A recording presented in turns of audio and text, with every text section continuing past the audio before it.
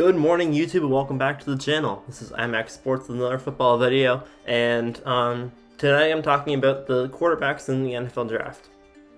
So I know that the draft was a few days ago now. It was last Thursday, and it's been like 4 days, but this was the first time that I actually had any time to make a video about this. I really wanted to make a video about this the day after, but I've had projects, I've had papers, I've had a whole bunch of stuff due for school. So this was the first break that I've gotten. I thought that the draft, I was very happy with the way the draft went, specifically because the Patriots got a quarterback in Mac Jones. There were 5 main quarterbacks that people were talking about before the draft started. They were Trevor Lawrence, Zach Wilson, Trey Lance, Justin Fields, and Mac Jones. I've been hearing for a while that Mac Jones was the one that a lot of people thought would be going to the Patriots, and I don't know anything about college football, so I don't know how good these players are individually. I personally don't know. I just know what people say. I know they think that Trevor Lawrence is the best of them, and that Mac Jones, Justin Fields, and Trey Lance are all kind of about the same.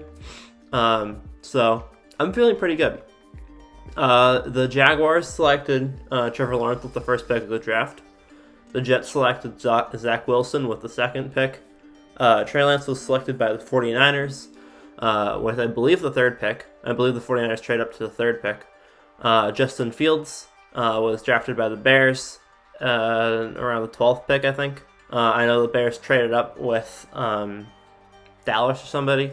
And then the Patriots with the 15th pick got Mac Jones. The whole time I was wondering whether or not we were going to be getting a quarterback because we didn't trade up at all. But we didn't need to. We didn't need to trade up in order to get a quarterback, which I felt good about. I was concerned whether Denver was going to take a quarterback. Denver or Carolina, because there's a couple teams that have good quarterbacks, but they're not the best quarterbacks. I also thought Washington might trade up. Washington didn't trade up. So currently, the starting quarterback for Washington is Ryan Fitzpatrick, the guy that's been traveling around to every single team in the league. So we'll see how Washington ends up doing this year with Taylor Heinicke and Ryan Fitzpatrick. But the notable ones from the draft were these 5. The Buccaneers picked up a backup quarterback, and I think that there's another quarterback picking somewhere. But Trevor Lawrence on the Jaguars. The Jaguars haven't really had a good quarterback in a very long time. Blake Bortles was okay, but he didn't really do. He wasn't good. He was okay. He could play football.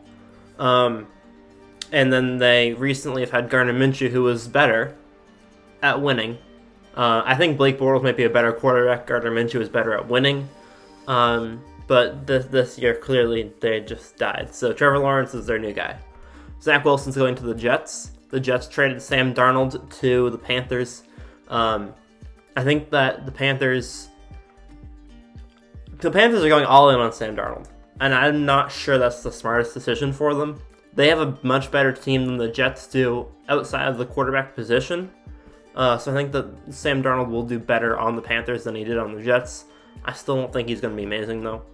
So Zach Wilson's now on the Jets. The Jets are trying to improve their team so that he can hopefully do well for them, but their team still isn't amazing. Trey Lance was drafted by the San Francisco 49ers.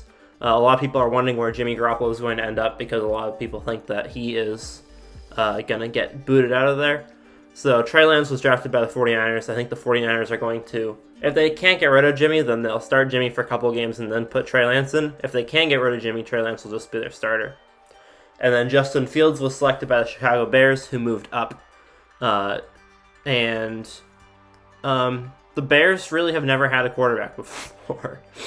I mean, they've had some quarterbacks, but they've never had one of the good quarterbacks. So Justin Fields is their attempt to try and get a good quarterback for once.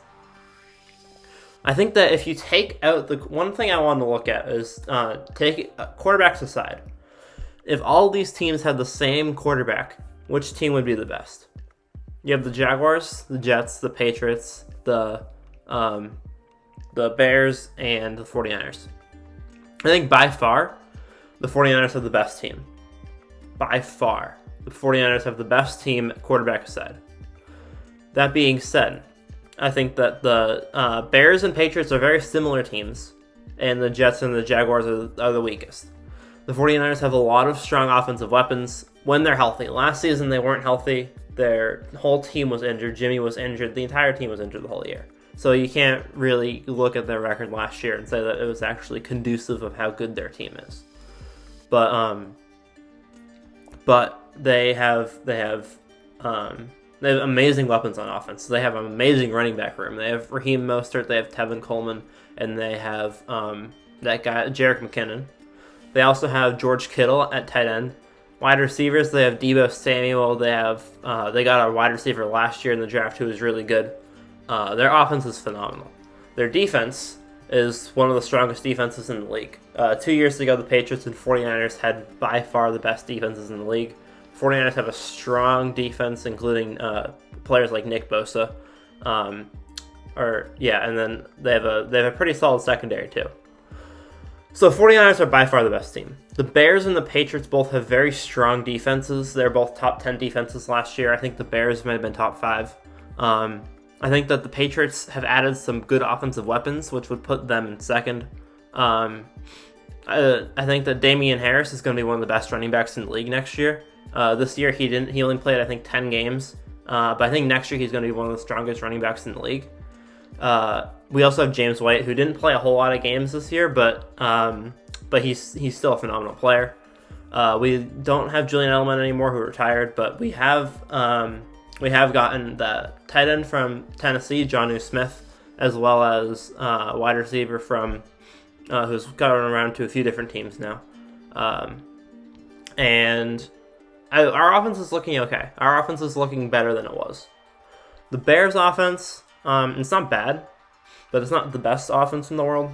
They have Allen Robinson. They have two good running backs. They have Tariq Cohen and David Montgomery, but their offense isn't too remarkable. Both the Patriots went 7-9 last year. The Bears went 8-8, but I think that the Patriots team is better. I think that Mitch Trubisky had a better season than Cam Newton did. Cam Newton had 8 passing touchdowns, so I think that with the same quarterback and with the new additions we've made, without all the injuries we had, without the COVID opt-outs, we had 7 or 8 COVID opt-outs. I think that 49ers are the best, Patriots are second, Bears are third, and then the Jets and the Jaguars need some help if all of the quarterbacks were at the same talent level. But they're not. And the real question is which one of them is going to emerge. There's always one quarterback or two that are really good. If you go back a few years, Sam Darnold, Sam Darnold, Lamar Jackson, Josh Allen, and Baker Mayfield were all drafted in the same draft. You got the Ravens, the Bills, the Jets, and the Browns. 3 of those, and to be fair, the Browns have made a lot of really good moves to improve their team. The Ravens always have a good team. The Jets and the Bills were the only 2 teams that really didn't make a whole lot of good moves immediately, but eventually the Bills ended up getting players like Stephon Diggs. Out of those 4 teams, 3 of them have made the playoffs. So, the last time we had a big quarterback draft, 3 of the teams made the playoffs.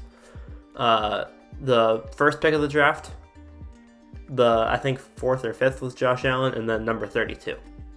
The second pick, Sam Darnold, who was supposed to be the best player available, has not made the playoffs. So it's going to be interesting to see which ones of these quarterbacks are actually going to step up to the plate and do really well. I'm also curious to see if they're going to start Cam or Mac Jones. I think week 1, Patriots are going to start Cam Newton. When the Patriots schedule comes out, I think that if we have an easier opponent week 1, say we're against like the Jets week 1, or if we're against an easier opponent, then I think that we're more likely to start Cam Newton. I think we're more likely to start Mac Jones, because I'm not sure. I don't really know. I'd like to start Mac Jones week 1, but I think we're going to start Cam, because Cam has more experience, and he's not really a liability. I think that he could have had a good season last year, but just didn't work out. So yeah, I think that I don't really know what my record prediction for each of these teams is right now. I think that for the Jets and the Jaguars, their ceiling for the season is 7-9.